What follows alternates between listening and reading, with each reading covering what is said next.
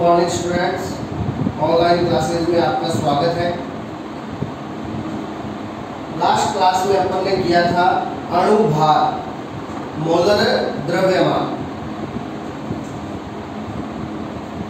आज अपन स्टार्ट करेंगे अणुसूत्र, molecular formula.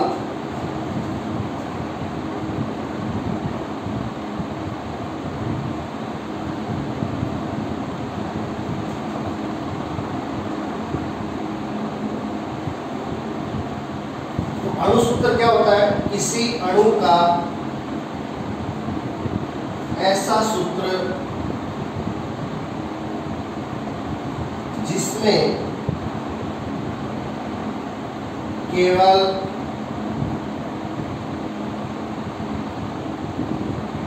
परमाणुओं की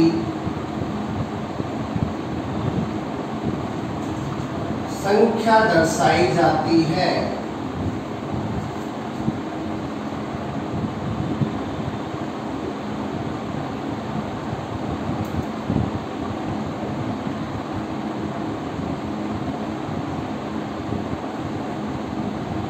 अणुसूत्र कहलाता है। अब देखिए, किसी अणु का ऐसा सूत्र जिसमें केवल परमाणुओं की संख्या दर्शाई जाती है क्या कहलाता है? अणुसूत्र कहलाता है।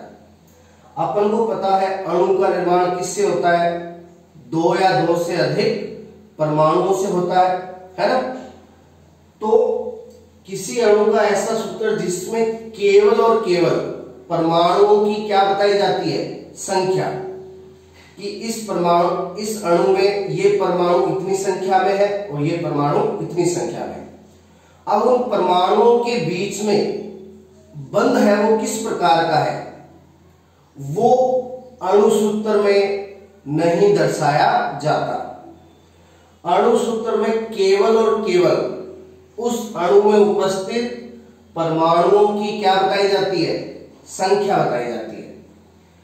कल जो अपन ने अणुभार निकालने के लिए, मोलर द्रव्यमान निकालने के लिए जो सूत्र लिखे थे, वो सूत्र क्या थे? अणुसूत्र ही थे वो। क्योंकि कल जो अपन ने सूत्र लिखे थे वहां पे अपन ने उन अणुओं में केवल जो परमाणुओं की संख्या है वो ही बताई थी। तो देखिए, जैसे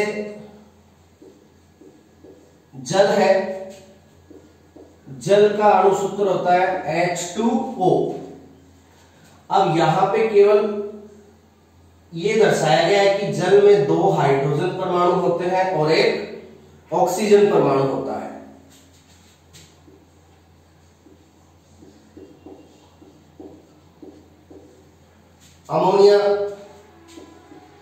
अमोनिया का अणुसूत्र होता है NH3। ठीक है, तो अमोनिया में ये जो अणुसूत्र है इससे क्या पता चल रहा है? अमोनिया में एक नाइट्रोजन परमाणु होता है और 3 हाइड्रोजन परमाणु होते हैं।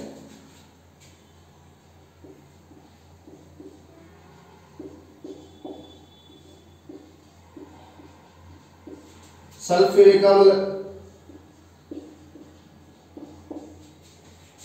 H2SO4।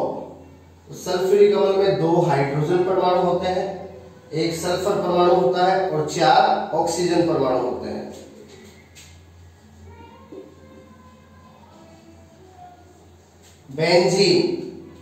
बेंजीन का अणुसूत्र होता है C6H6। तो इससे पता चल रहा है बेंजीन में 6 कार्बन होते हैं, 6 हाइड्रोजन होते हैं। तो इन सूत्रों से केवल यही पता चल रहा है कि किसी अणु में परमाणु की संख्या कितनी है। तो ऐसा सूत्र जो केवल परमाणुओं की संख्या दर्शाता है वो क्या कहलाता है? अणुसूत्र कहलाता है। तो ये इनके क्या है? अणुसूत्र है। ठीक है,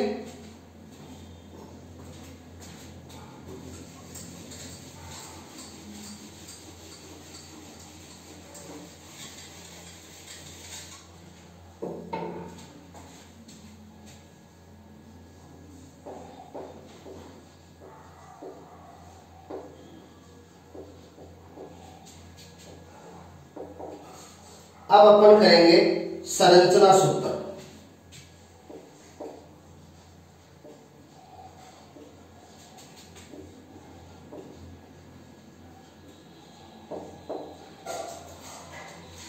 स्ट्रक्चरल फॉर्मूला। अब संरचना सूत्र में क्या होता है, देखिए ऐसा सूत्र जिसमें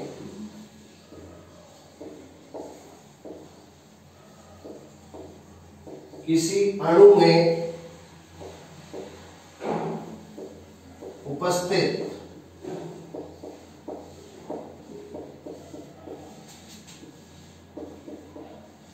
परमाणुओं के मध्य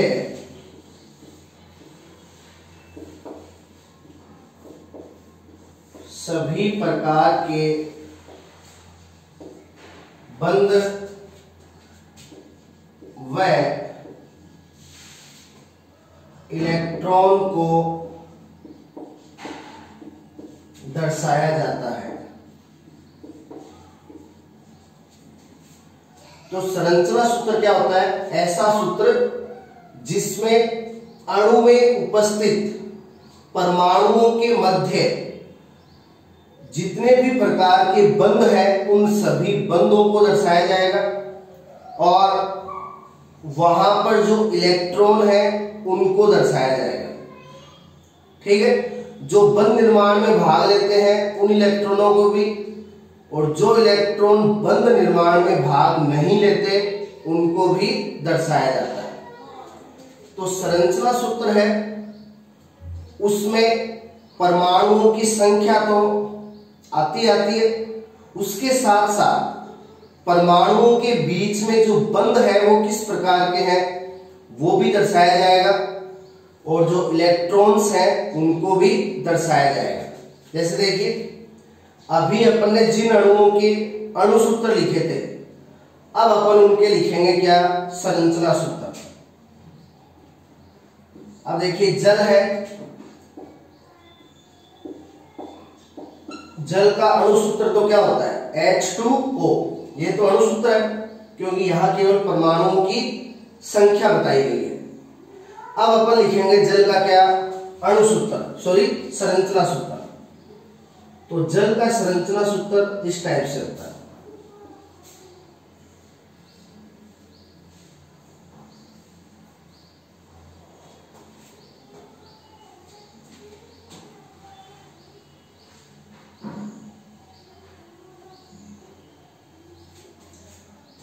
अब देखिए, यानी जल में केंद्रीय परमाणु होता है ऑक्सीजन, और इसके साथ 2 हाइड्रोजन जुड़े होते हैं एकल बंध के द्वारा। ठीक है, अब देखिए एक बंध का निर्माण होता है कितने इलेक्ट्रॉनों से, 2 इलेक्ट्रॉनों से। अब एक बंध में जो 2 इलेक्ट्रॉन होते हैं उनको कहा जाता है बंधी इलेक्ट्रॉन युग्म। एक बंध में जो 2 इलेक्ट्रॉन होते हैं उनको क्या कहते हैं, बंधी इलेक्ट्रॉन युग्म कहते हैं। बंधी इलेक्ट्रॉन युग्म यानी बॉन्ड पेयर। ठीक है, और आप ऑक्सीजन के ऊपर ये जो इलेक्ट्रॉनों का युग्म देख रहे हो, किसके ऊपर, ऑक्सीजन के ऊपर। ये जो इलेक्ट्रॉनों का युग्म है ये बंध निर्माण में भाग नहीं ले रहा। तो ऐसा इलेक्ट्रॉनों का युग्म जो बंध निर्माण में भाग नहीं लेता उसको कहा जाता है एकाकी इलेक्ट्रॉन युग्म, और इसको इंग्लिश में कहते हैं लॉन पेयर। ठीक है, तो जो बंधी इलेक्ट्रॉन युग्म है, जो इलेक्ट्रॉन बंध निर्माण में भाग लेते हैं उनको कहते हैं बॉन्ड पेयर बीपी, और ऐसा इलेक्ट्रॉन युग्म जो बंध निर्माण में भाग नहीं लेता उसको कहते हैं एकाकी इलेक्ट्रॉन युग्म या लोन पेयर एलपी। ठीक है, तो ये जल का क्या है, संरचना सूत्र है। ये जल का क्या है, संरचना सूत्र। तो जल की संरचना सूत्र में आप देख रहे हो, केंद्रीय परमाणु ऑक्सीजन होता है, इसके साथ 2 हाइड्रोजन जुड़े होते हैं, है ना, और इसकी जो संरचना है वो उल्टे V की जैसी होती है। सीधा V तो इस प्रकार होता है, तो आप जल की संरचना देख रहे हो उल्टे V की जैसी होती है। तो ये जल का क्या है, संरचना सूत्र।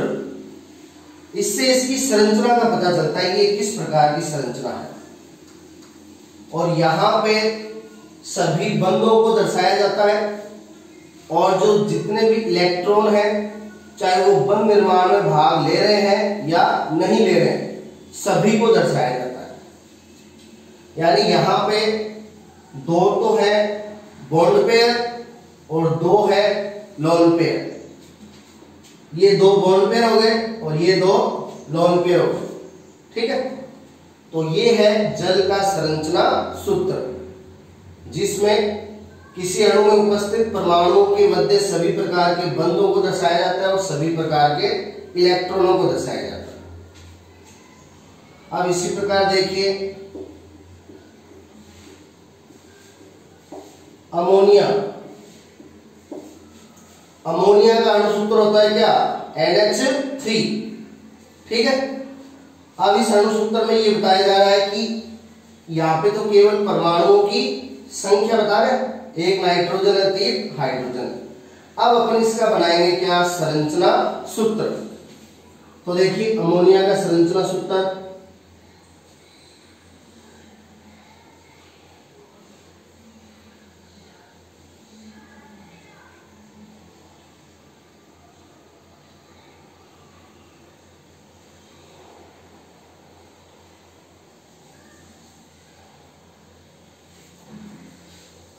ये अमोनिया का संरचना सूत्र है। अब देखिए यहां केंद्रीय परमाणु नाइट्रोजन और तीनों हाइड्रोजन लगे हैं एकल बंध के द्वारा, और ये एकल बंध में क्या है, बंधी इलेक्ट्रॉन युग्म बॉन्ड पेयर, और ये नाइट्रोजन के ऊपर है एक लोन पेयर। ये इलेक्ट्रॉनों का युग्म है वो बंध निर्माण में भाग नहीं ले रहा है। तो ये अमोनिया का क्या है, संरचना सूत्र है। अब इस संरचना सूत्र से आप देख रहे हो अमोनिया की संरचना इस प्रकार से प्रतीत होती है, और ये यहाँ केंद्रीय परमाणु नाइट्रोजन हो गया और ये नीचे हो गए हाइड्रोजन। अब इस प्रकार की संरचना को अपन क्या कहते हैं, पिरामिड। क्या कहते हैं, पिरामिड। इसलिए अमोनिया की संरचना को पिरामिडीय कहा जाता है। तो संरचना सूत्र से अपन को अणु की संरचना का पता चलता है, जिसमें अपन सभी बंधों को दर्शाते हैं और सभी इलेक्ट्रॉनों को दर्शाते हैं। अणु सूत्र में केवल परमाणुओं की संख्या दर्शाई जाती है और कुछ भी नहीं दर्शाया जाता।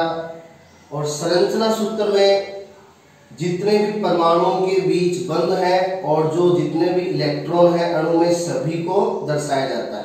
तो ये अंतर है अणु सूत्र और संरचना सूत्र में।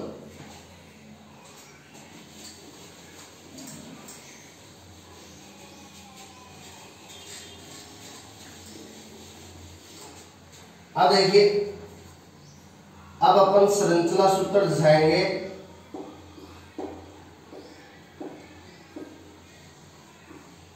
सल्फ्यूरिक अम्ल। सल्फ्यूरिक अम्ल का अणु सूत्र होता है H2SO4। अणु सूत्र द्वारा ये बता रहे हैं इसमें 2 हाइड्रोजन है, 1 सल्फर होता है, 4 ऑक्सीजन होते हैं।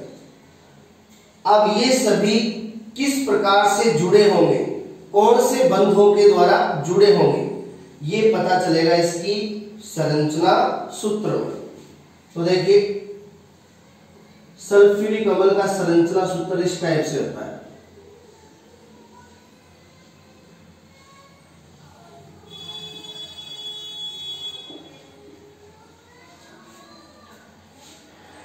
ये सल्फ्यूरिक अम्ल का क्या है, संरचना सूत्र है।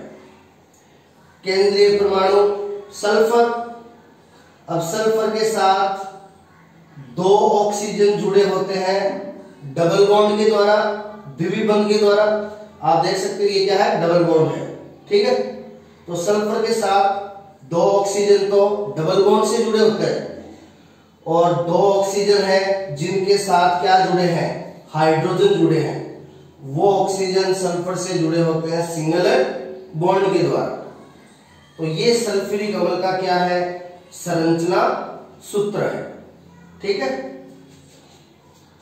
तो यहां सभी बंधों को दर्शाया गया, जबकि इसमें केवल परमाणुओं की संख्या दर्शाई गई। तो ये अणु सूत्र है और ये संरचना सूत्र है।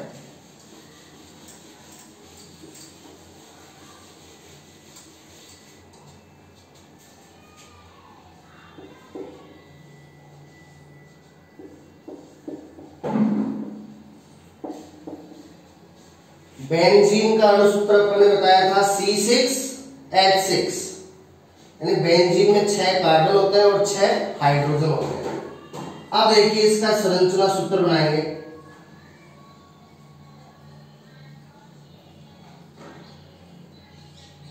बेंजीन में 6 कार्बन की क्या होती है, वलय होती है।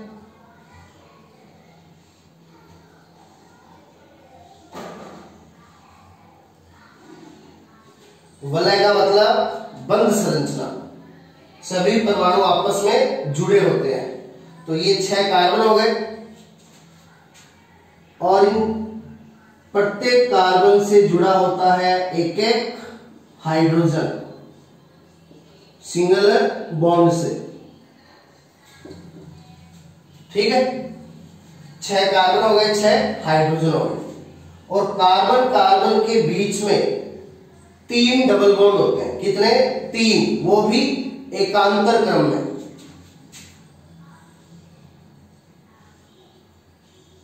ये कार्बन कार्बन के बीच में क्या हो गए, 3 डबल बॉन्ड हो गए, वो भी एकांतर क्रम में।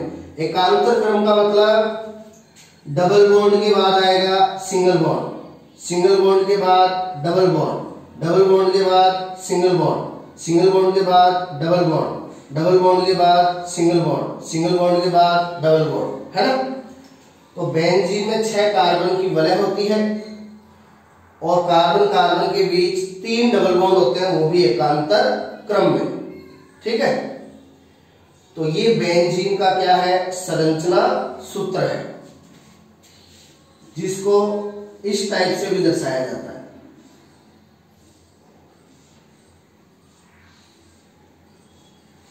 शॉर्ट में इसको ऐसे भी दर्शाता है ना। 6 पॉइंट हो गए यहाँ पे, और प्रत्येक पॉइंट पे एक कार्बन है और एक हाइड्रोजन है। इस पॉइंट में भी एक कार्बन है, एक हाइड्रोजन, इस पॉइंट में भी एक कार्बन है, एक हाइड्रोजन, है ना। कार्बन की संयोजकता कितनी होती है, 4 होती है, यानी कार्बन अधिकतम कितने बंध बनाता है, 4। तो यहां प्रत्येक कार्बन देखो 2 संयोजकता डबल बॉन्ड से, एक इस सिंगल बॉन्ड से और एक इस सिंगल बॉन्ड से। इस प्रकार प्रत्येक कार्बन की 4-4 संयोजकता पूरी हो रही है ना। तो ये बेंजीन का क्या है, संरचना सूत्र, जिसमें परमाणुओं के बीच बंधों को दर्शाया जाता है, ठीक है। तो इस प्रकार अणु सूत्र और संरचना सूत्र में क्या डिफरेंस होता है। अणु सूत्र में केवल परमाणुओं की संख्या दर्शाई जाती है, जबकि संरचना सूत्र में परमाणुओं के बीच बंधों को और वहां पर उपस्थित इलेक्ट्रॉनों को दर्शाया जाता है।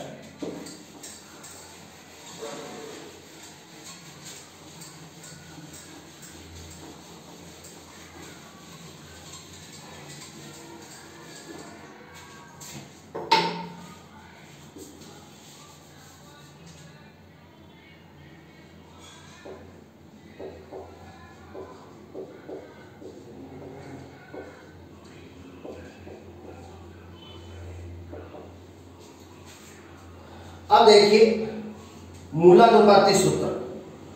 अब अपन कौन सा सूत्र बताएंगे, मूलानुपाती सूत्र बताएंगे।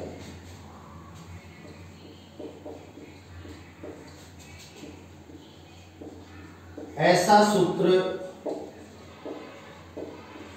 जिसमें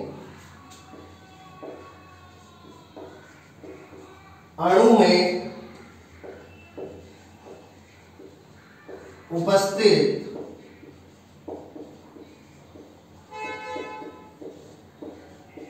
परमाणुओं की कुल संख्या का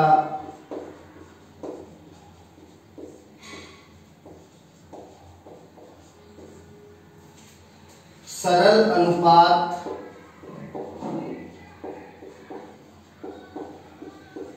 दर्शाया जाता है।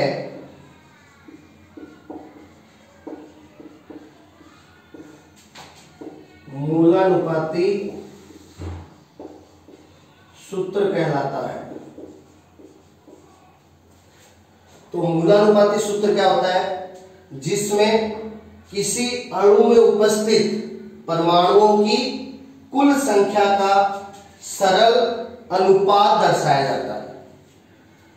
तो देखिए,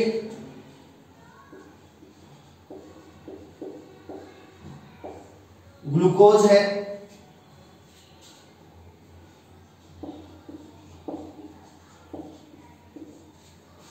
परमाणुओं की कुल संख्या दर्शाई जाएगी कौन से सूत्र में? अणु सूत्र में। और इसके आधार पर अपन लिखेंगे इसका मूलानुपाती सूत्र। यानी मूलानुपाती सूत्र है वो किसके आधार पर बनाया जाता है? अणु सूत्र के आधार पर। तो देखिए, ग्लूकोज का अणु सूत्र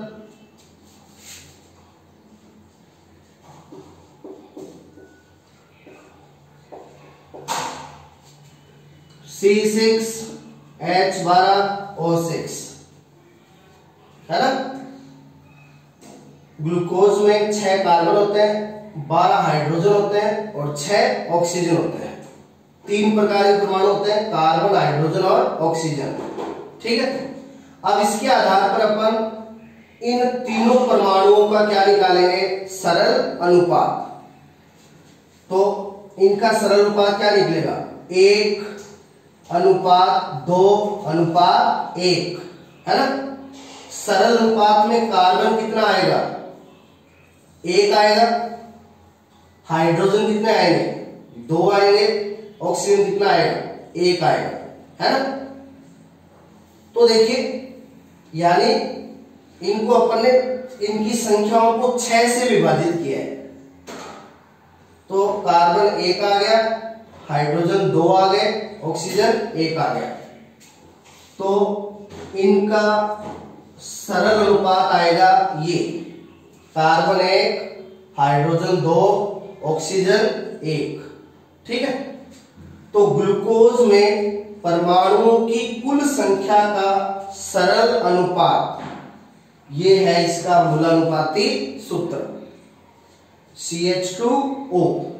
ठीक है। तो किसी अणु में परमाणुओं की कुल संख्या का जो सरल अनुपात है वो कौन से सूत्र को बताता है? मूलानुपाती सूत्र को बताता है।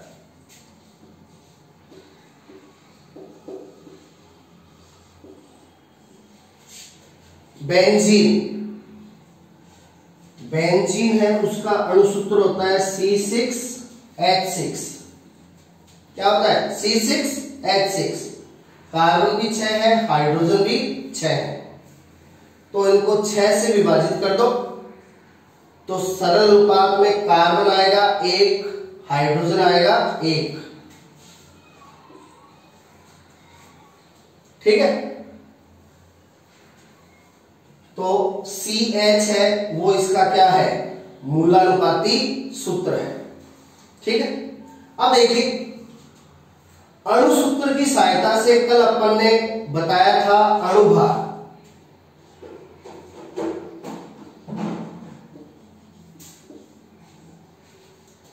अणु सूत्र की सहायता से अपन क्या बताते हैं? अणुभार। ग्लूकोज का अणुभार अपन ने बताया था 180। एक कार्बन का 12, तो 6 कार्बन का 72, एक हाइड्रोजन का 1, तो 12 हाइड्रोजन का 12, एक ऑक्सीजन का 16, तो 6 ऑक्सीजन का 96। इनको टोटल किया तो ग्लूकोज का अणु भार आ गया 180। तो अणु सूत्र की सहायता से क्या निकालते हैं? अणु भार, जिसको कहते हैं मोलर द्रव्यमान। ठीक है। इसी प्रकार बेंजीन का निकाला था, 1 कार्बन का 12, तो 6 कार्बन का 72 और 6 हाइड्रोजन का 6, 72 और 6 78। तो ये ग्लूकोज और बेंजीन के क्या है? अणु भार है, जो किसकी सहायता से निकले हैं? अणु सूत्र की सहायता से। ठीक है। अब अपन इनका निकालेंगे क्या? मूलानुपाती सूत्र भार।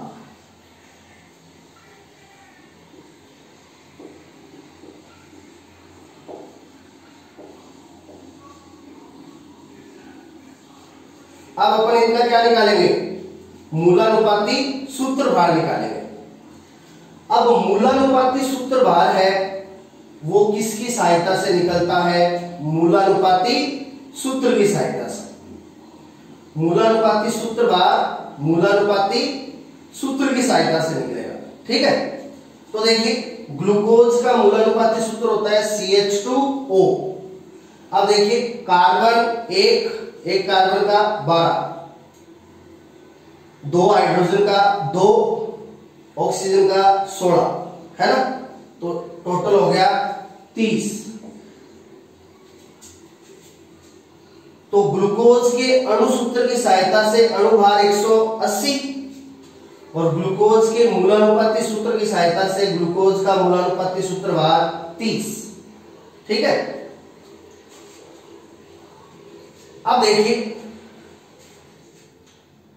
अब अपन निकालेंगे किसका? बेंजीन का मूलानुपाती सूत्र भार किसकी सहायता से? मूलानुपाती सूत्र की सहायता से। कार्बन 1 12, हाइड्रोजन 1 12 और 1 13। ठीक है। तो बेंजीन का मूलानुपाती सूत्र भार होता है 13। ठीक है।